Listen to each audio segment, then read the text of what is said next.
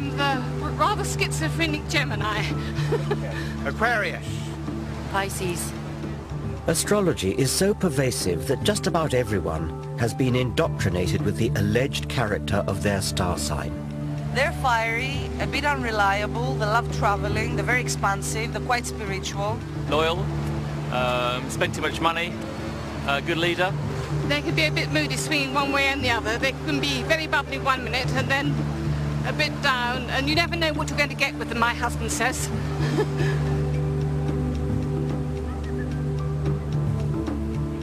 A full quarter of the British population claim to believe in astrology. That's more than believe in any one of the gods touted by religions. Day in, day out, astrological horoscopes get far more newspaper column inches than science. Amusingly, it falls foul of our modern taboo against lazy stereotyping. How would we react if a newspaper published a daily column that read something like this? Germans, it is in your nature to be hard-working and methodical, which should serve you well at work today. In your personal relationships, especially this evening, you will need to curb your natural tendency to obey orders. Chinese, inscrutability has many advantages, but it may be your undoing today. British, your stiff upper lip may serve you well in business dealings, but try to relax and let yourself go in your social life. And so on through 12 national stereotypes. Of course, the astrology columns are not as offensive as that, but we should ask ourselves exactly where the difference lies. Both are guilty of facile discrimination, dividing humanity up into exclusive groups based on no evidence. So now I want to find out how those who trade in such irrational nonsense can possibly justify what they do. This is a map of the cosmos with London in the very centre.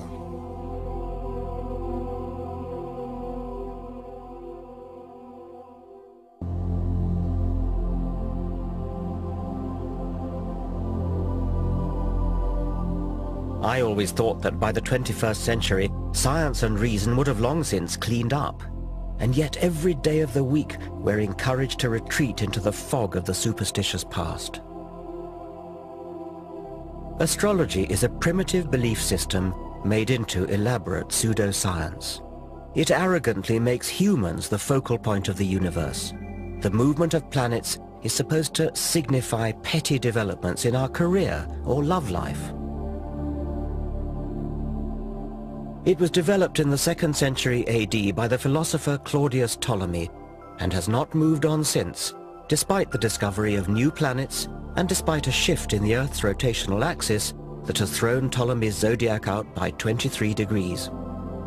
You could ask a question. You could say, who has stolen my money? It never made sense when it was first invented, and it makes even less sense now. Read it off as though you mean they get it right. Do you think there's an actual physical influence of the planets that somehow beams down and influences people?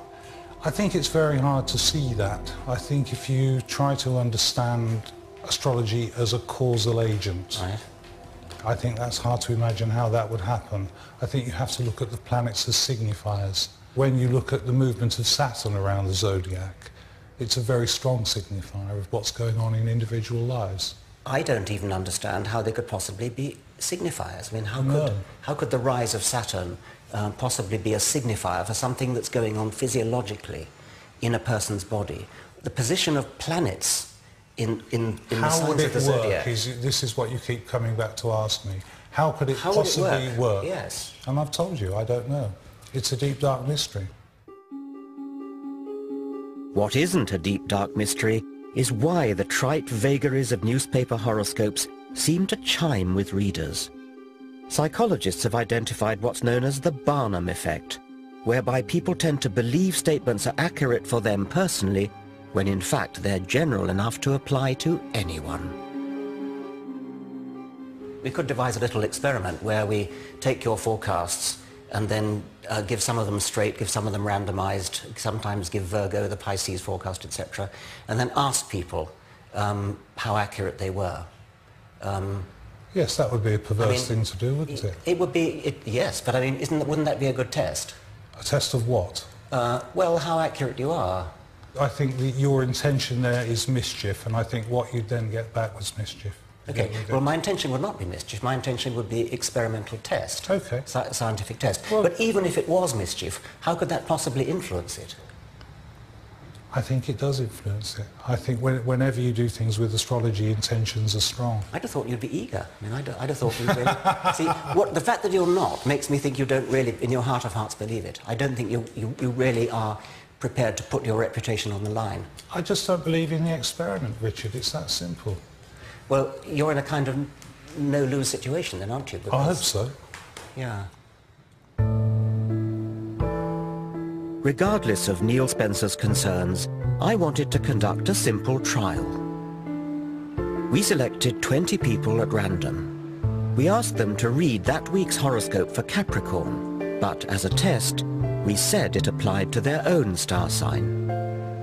Not only do you have clever Mercury and ambitious Mars focusing on success, but now the Sun is at the same pivotal mid-haven angle of your solar chart. I have no idea what that means. Put simply, this means that this is your moment to go that extra mile to become the person you dream of becoming. Remember, however, that there will be others who want what you have and will stop at nothing to get it. Astrologers say this should fit just Capricorn and not the rest. But what actually happened? Yeah, maybe.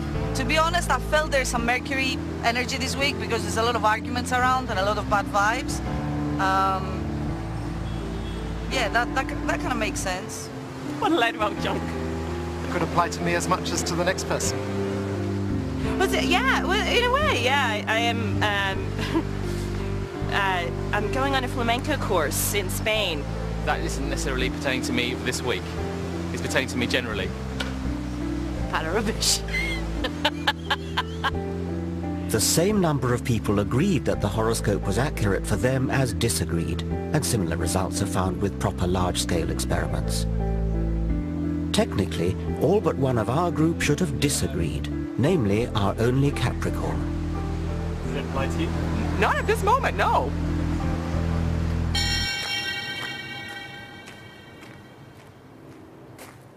Am I taking this too seriously? I believe astrology misleads the public, denies scientific progress, and belittles our universe. There's a far richer way of looking at the cosmos. Astronomy is a triumph of the human intellect, a real science, constantly enriched by new evidence. Forget about the astrologers' charts with their constellations and planets moving in and out of this house or that house. Go into a real observatory and look at the Milky Way. Or go out into the country on a moonless night. Just lie on your back and gaze up at the stars.